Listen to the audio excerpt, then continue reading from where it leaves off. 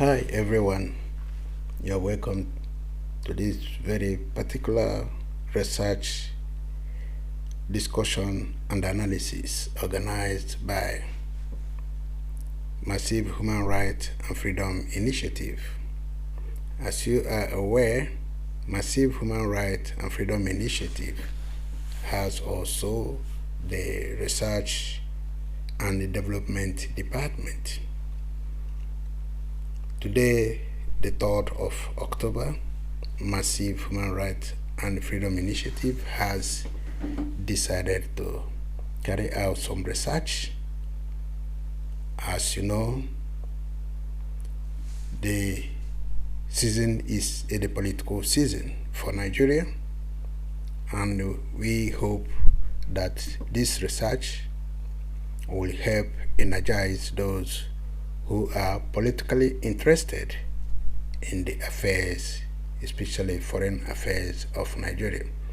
But in this very research, we will use the leaders between 1960 to 1979 as a study case on their foreign policy, especially as it affects Africa, and domestically how the leadership protects the indigenes or the citizens rather than protecting the interest of foreign leaders. In this, we join you to listen to this very research work. It is not politically to promote anybody, neither is it politically motivated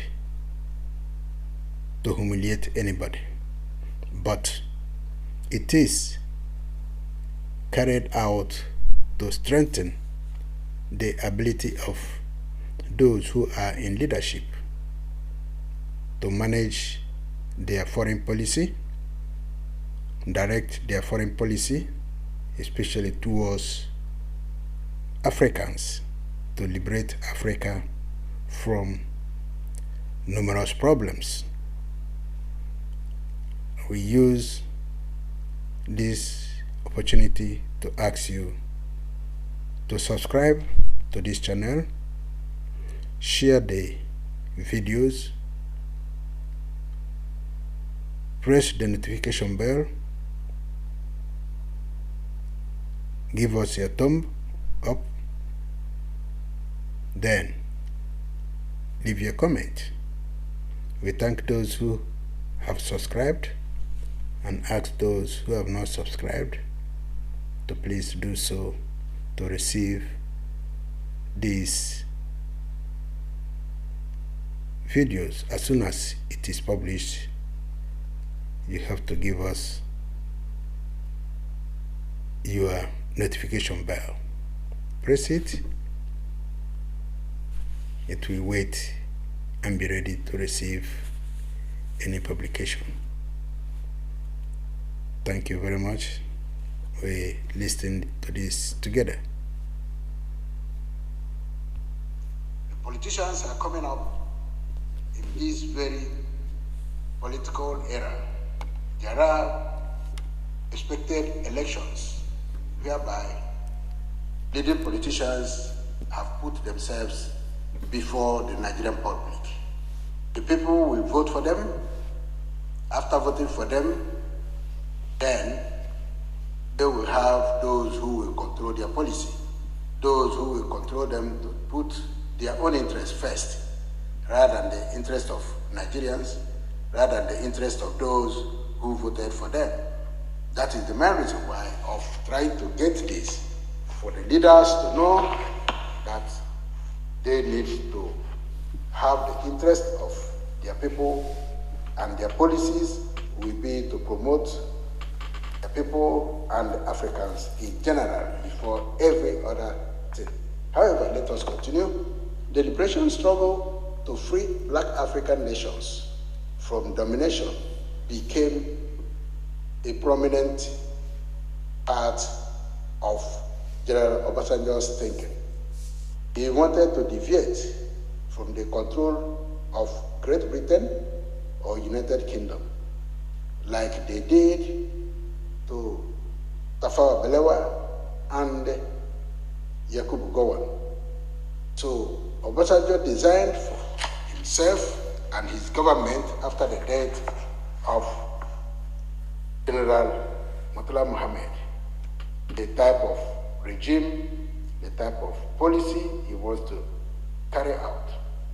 Let us continue and see, because Obasanjo identified his regime with first Nigerian and secondly African protection and liberation. That is why massive media has identified him as a freedom fighter, liberator, human rights activist, and self-determination commander. Let us continue. First, General Olusegun Obasanjo with his flamboyant Foreign Affairs Commissioner, then Federal Affairs Commissioner, Brigadier Joseph Gaba, both and their cabinet began to reassess the foreign policy of Nigeria from the past leaders and their interest in general. Do they put Africa first or go back to put Britain first and allow Britain to control their foreign policy as it was in the previous regimes? They discovered clumsy slave to master foreign policy operated by Britain between 1884 to 1966. Britain continued to influence the country's foreign policy using colonial past influence on the newly installed government of Tafawa Balewa between 1960 to 1966. Both the former Prime Minister Tafawa Balewa and the General Yakubu Gowon, before he was booted out of office for his numerous failures and crimes, showed also that both leaders were serving the interest of Britain or United Kingdom. That is what these two leaders served. They never served the interest of Nigeria, except executing the war, which under assessment were more or less controlled and directed by Britain. They never served the interests of Nigerians and Africa at large. It became open to Obasanjo's regime that, one, Nigerian oil industry was dominated and controlled by Britain in what they termed as maintaining corporate dominance after decolonization, the first mover advantage of Shell BP in Nigeria. This was written and directed by 4 research eminent journalists. One, the Dres George Frenas, Matthias B. Beck, and Kamer Melahi. These were the experts that produced the paper and document that brought out this secrecy. In this article, it stated that, I quote, in 1938, 2 major British oil companies, Shell and BP, were granted exploration license covering the entire territory of Nigeria. Preferential treatment by colonial authorities had given Shell BP a virtual monopoly over oil exploration in the country. On the eve of Nigeria's independence, Shell BP had a dominant position in Nigeria's oil industry. Further examinations of Nigerian foreign policy also showed that oil and other businesses were controlled by Britain. Indeed, it showed its position of British government under Margaret Thatcher, the tricks adopted to supply oil from Nigeria diverted to apartheid regime of Peter Botha of South Africa. When United Nations and the world sanctioned the regime of white minority rule in South Africa that were torturing, murdering, suppressing black South Africans, violating their human rights and the crimes against humanity against this group of people. Again, having noted that the regime of Tafawa Balewa adopted a British-controlled Nigerian foreign policy before the coup of 1966, and General Gowon acting as a stooge for Britain in foreign affairs. The then head of state, General Obasanjo, and his external affairs commissioner, Joe Gaba, decided to Africanize the foreign policy of Nigeria, and they also provided indigenous leadership to what later liberated most African countries.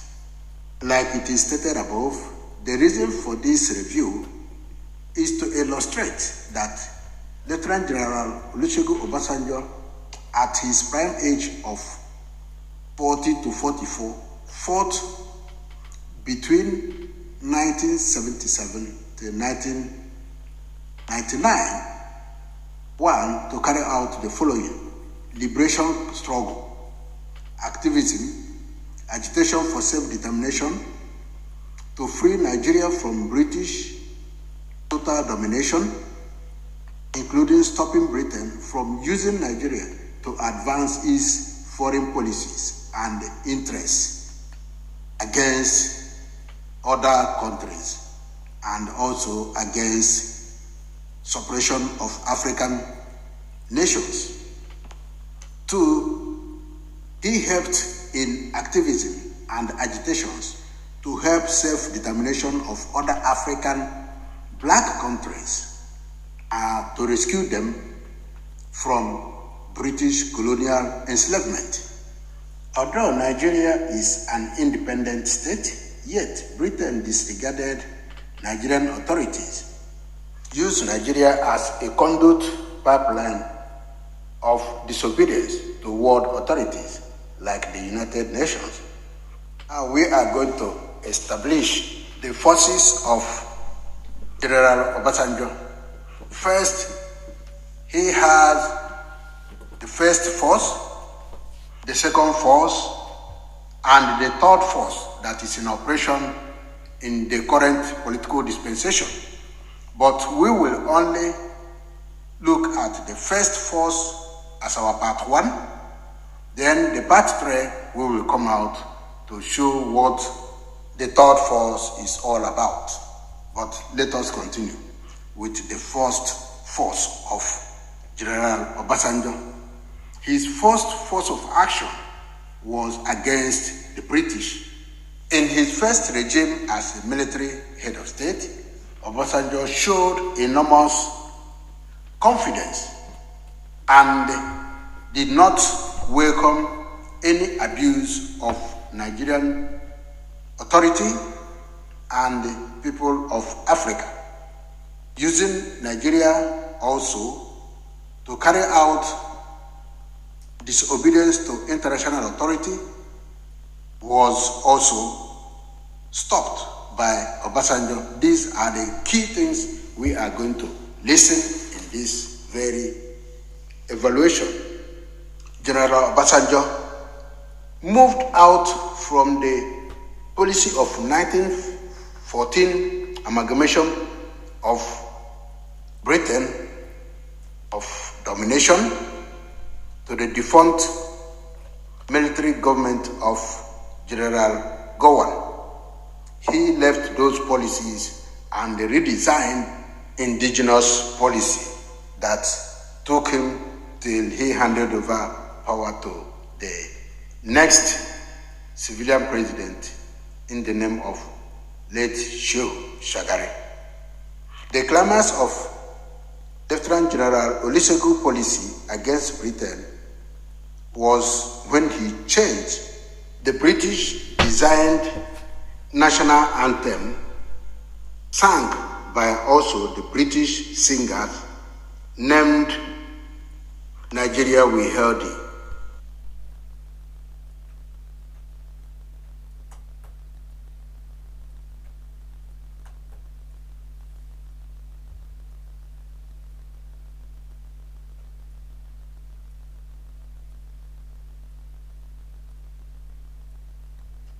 Nation. Nigeria, we hail thee, our own dear native land. Though tribe and tongue may differ, in brotherhood we stand.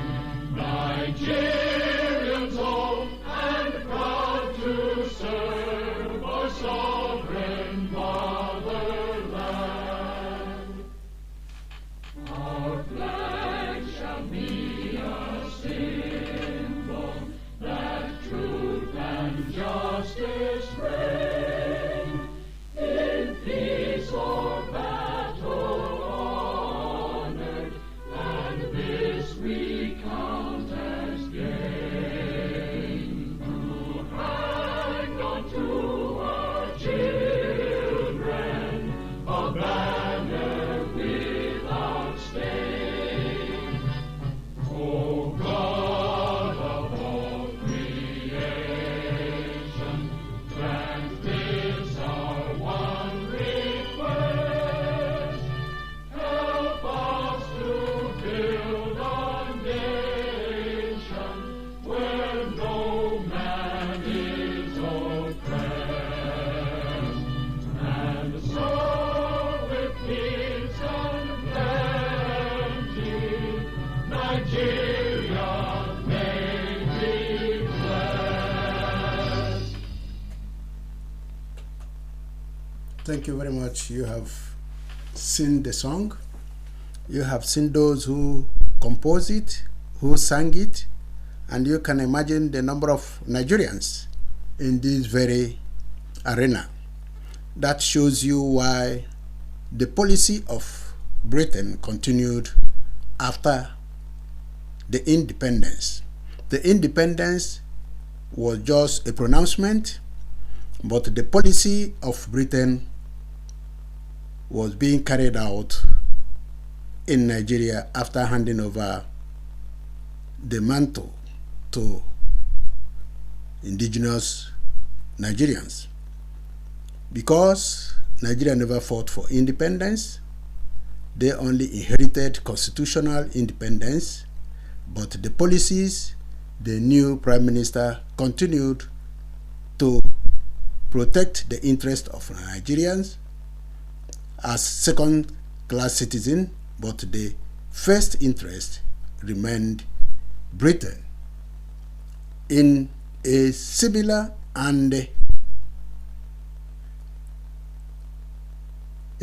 way, the Nigerian system, as at that time, has never changed like the system in apartheid South Africa, those in Rhodesia, those in other countries being held, including Mozambique, being held by the Spanish. So all these remained on to show you that Nigeria was not independent, not until the regime of General Obasanjo came to power. We will continue these lectures. Let us listen. He changed it from Nigeria we hail thee to arise, O compatriots. That was the beginning of the demarcation, beginning of dissociation, and beginning of returning Nigeria to its indigenous standing. This is because, one, Nigerian national anthem called Nigeria We Hail Thee was composed by a British composer, Francis Breda, and the lyrics was by Lillian Jane Williams. We will listen also to those national anthems as we move along. After replacing British national anthem, he went on to look into the political activities of Britain in South African countries.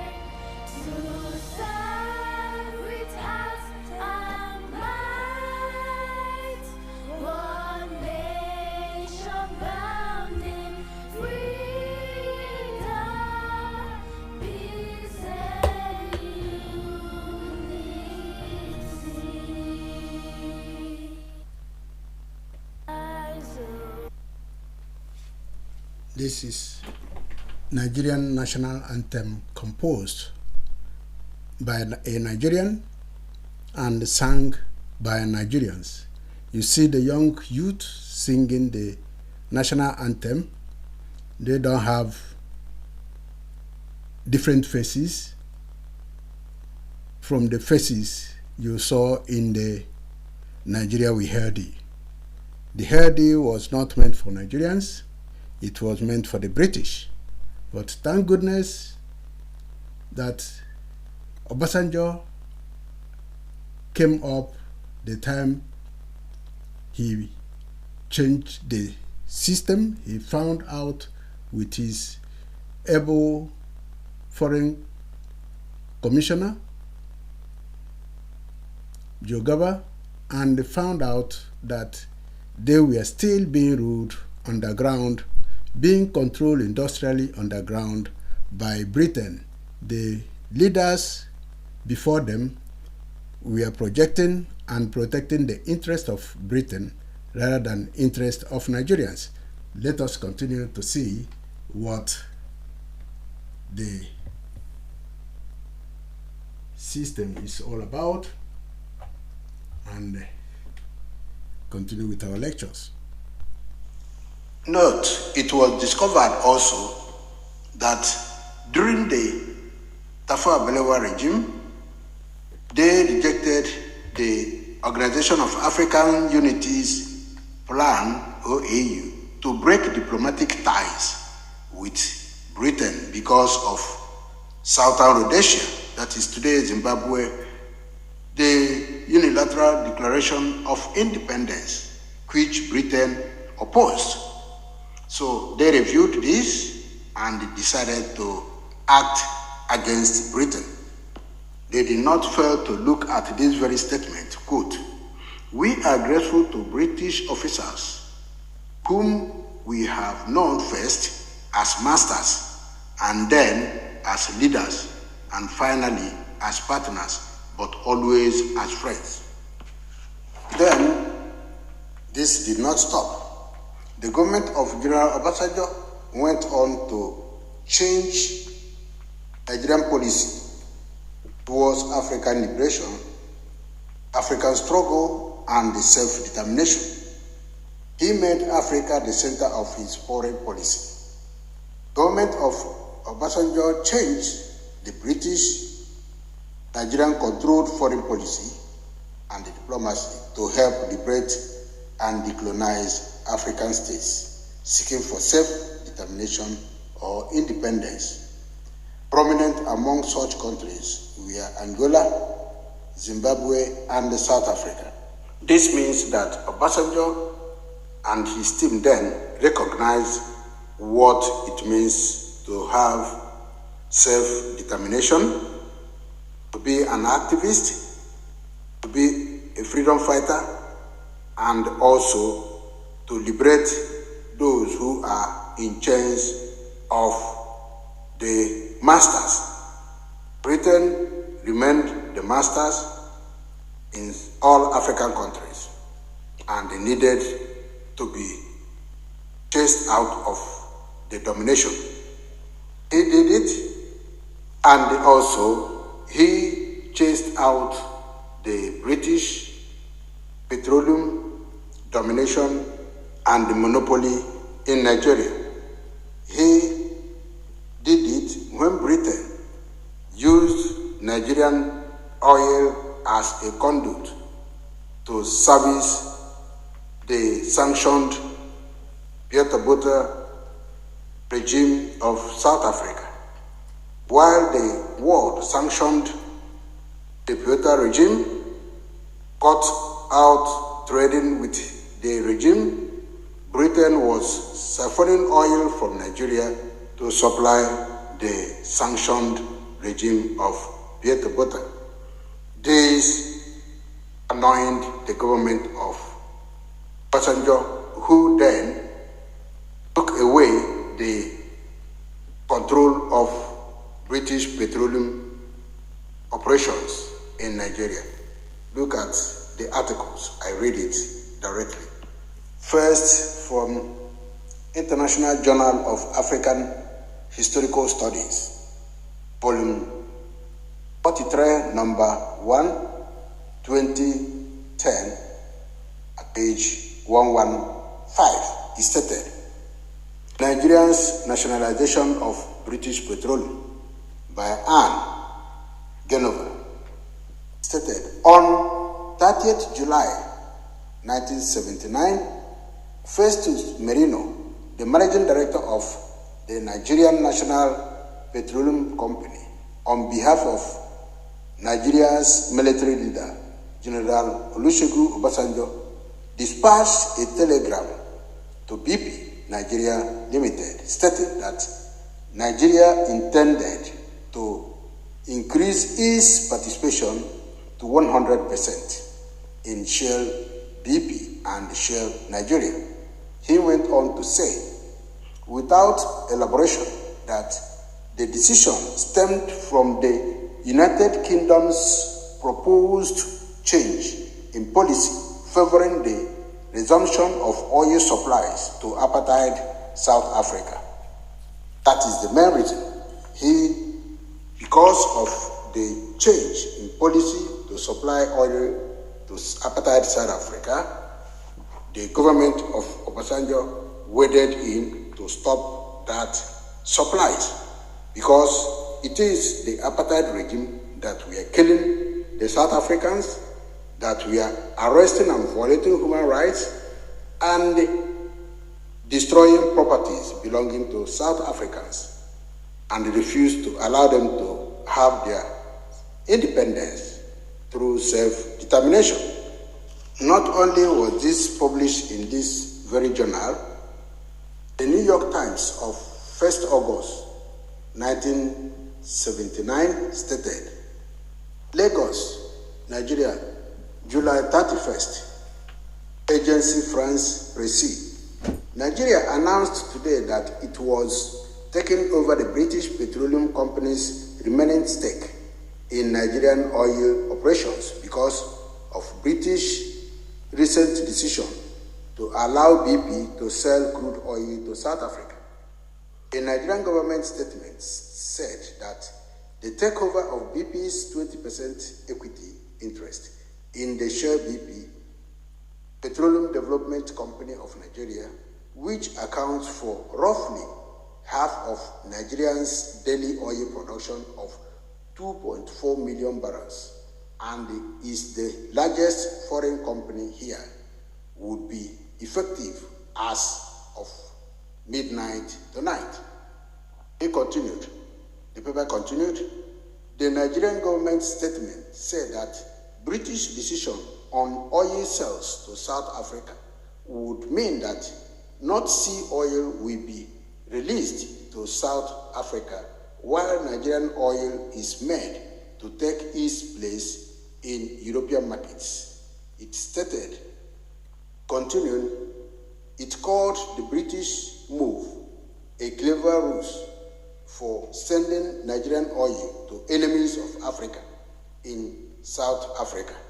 BP is 51% owned by British government.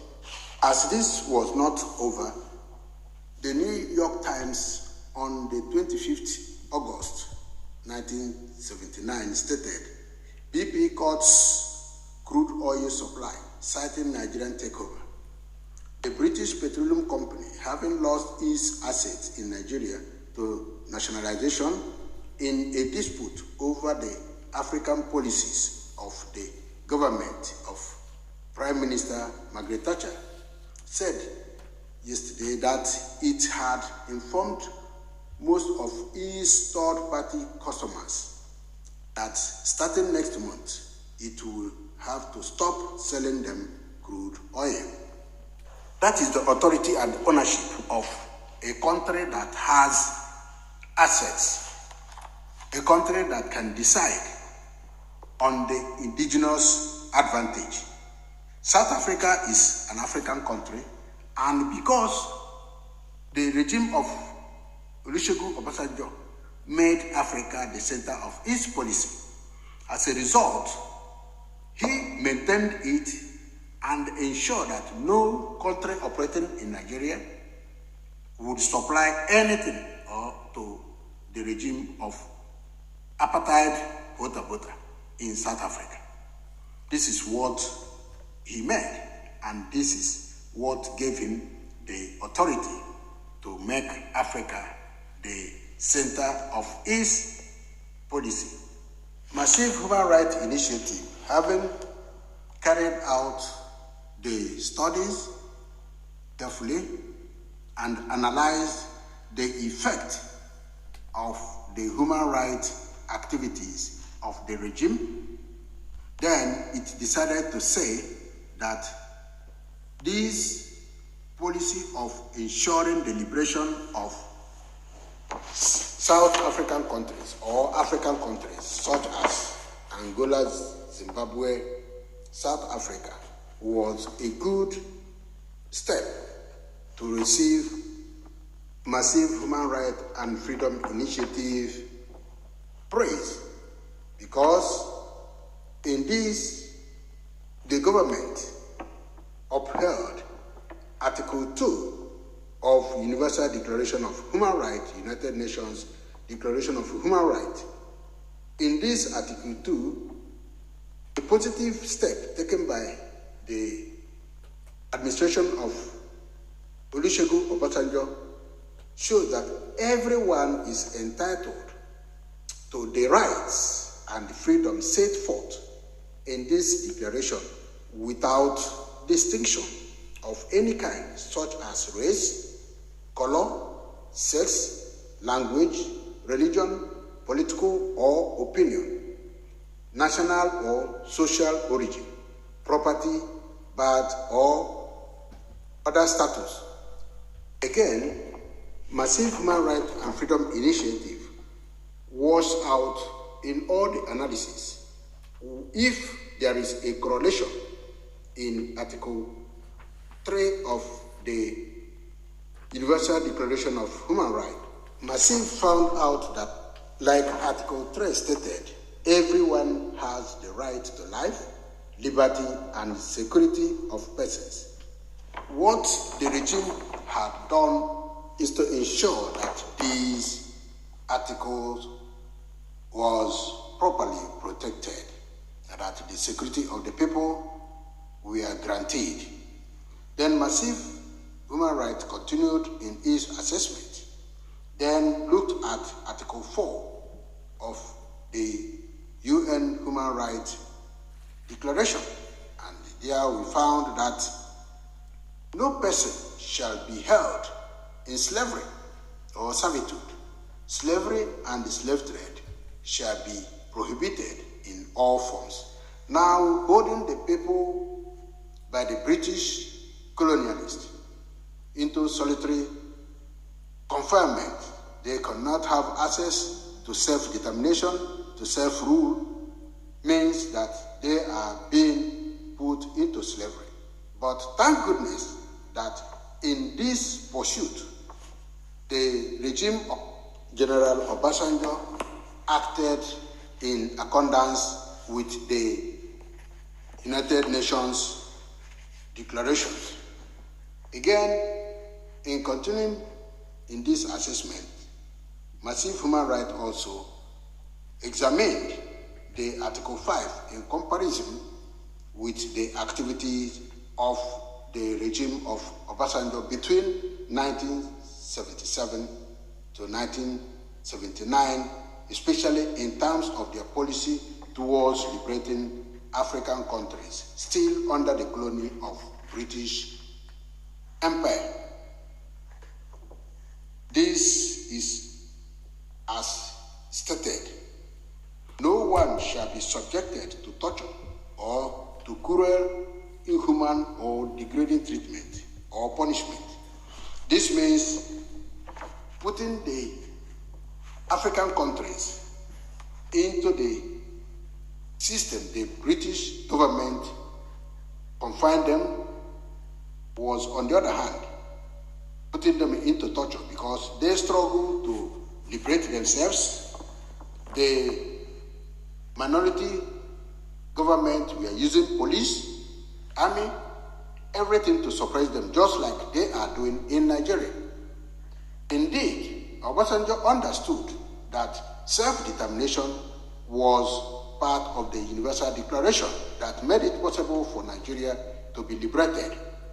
And again, that all countries that were under the regime of the British colonialists and also those whose lands were submerged to other group of people who were not of different origin, different culture, and different religion should not be matched together.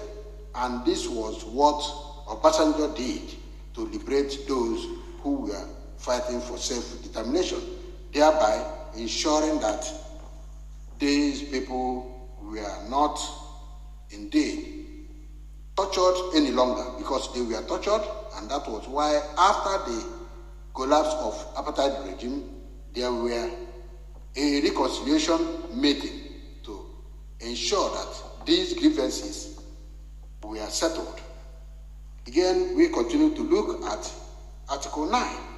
No one shall be subjected to arbitrary arrest, detention, or exile.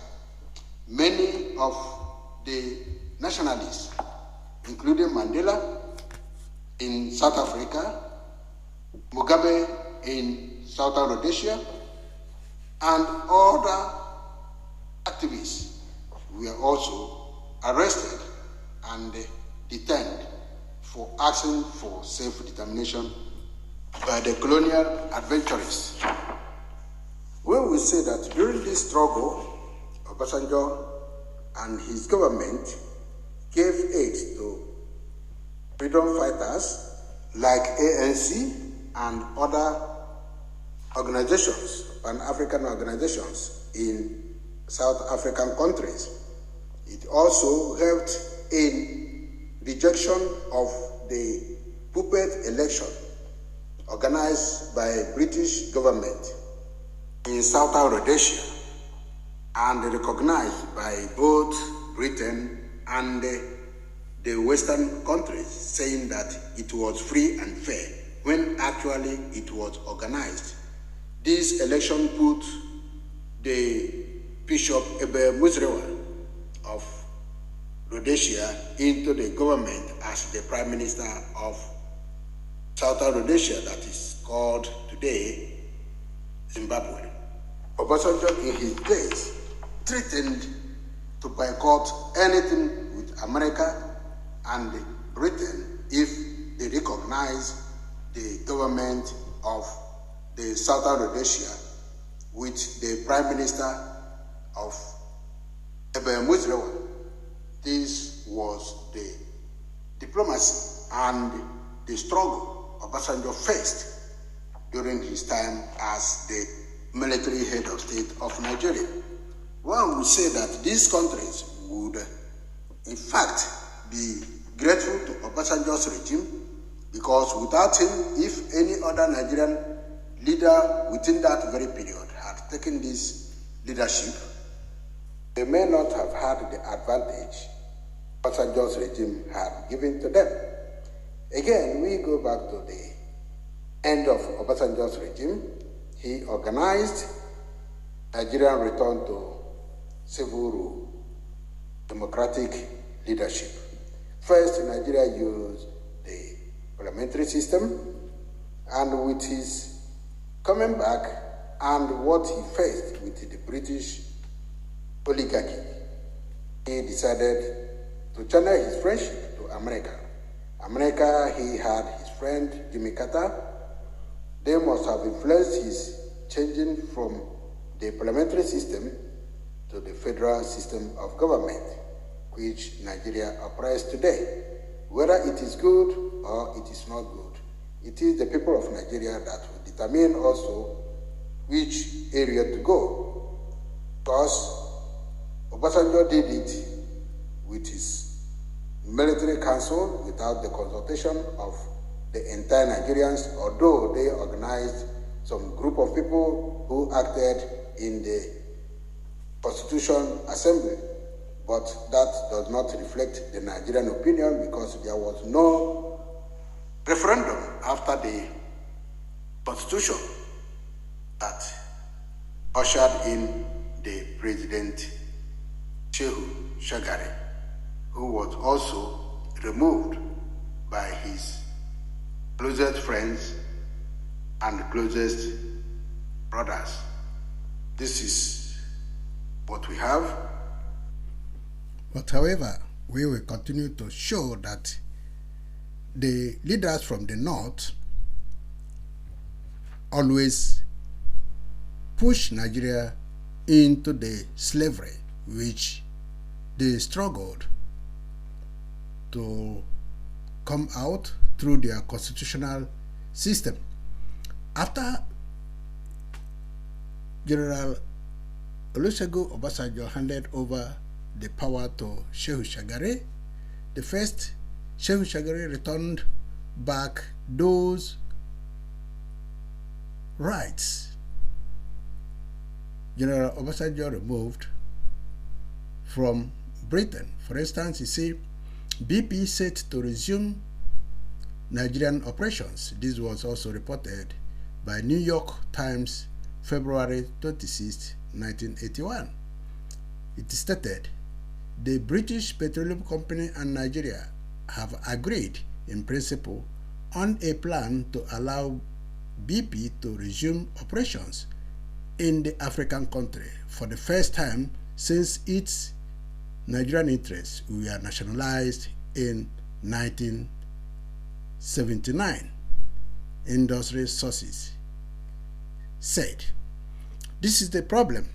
Why Nigeria tried to stand through its leadership. Some of the leaders will sell back Nigeria back to the British colonized system. When they push themselves back to Britain, Britain is such a country that will colonize or recolonize that country through their friendship, especially black African countries. They will now also play a divide system of government, which they have also introduced through their indirect rule system. They will divide the country once again and make life more difficult. During the time of General Olusegun Obasanjo, there was indeed free and transparent system of foreign policy. Britain, in anywhere they are in the world, they would like to foster their own interest and not the interest of the country they are having friendship with. So this was the problem. Immediately Sheikh Shagari came in, he went back to their friendship. All northern leaders always refer their cases to Britain, to hide under Britain, to destroy the activities of other regional neighbors. We will continue. This just to give you the preliminary case of what transpired within the 2 years Obasanjo returned power to Shehu Shagari, and the same thing is playing out today with the present day regime. President Buhari, he has all his interest in Britain, and that is why the country is in crisis. Britain does not go any country and that country fails to have crisis. Once they put their interest and what they want, they will cause crisis in order to maintain that interest. With this, we will continue to carry out our lectures. Thank you. We continue. Please, we ask you to look out for the third force explosion. That will be very massive, and there you get what is happening and the current news on the political parties that are associated with the third force and the third force aim in Nigerian politics. With that, we come to the end. We ask you to subscribe, share our videos, give us a thumbnail, then invite your friends, have the same knowledge with you, because this is not entirely a daily news as others give, but this is a media channel that tells you your rights, what you're supposed to know, what you're supposed to return, and what goes around you within the channels of the United Nations Human Rights. Thank you very much. God bless you all.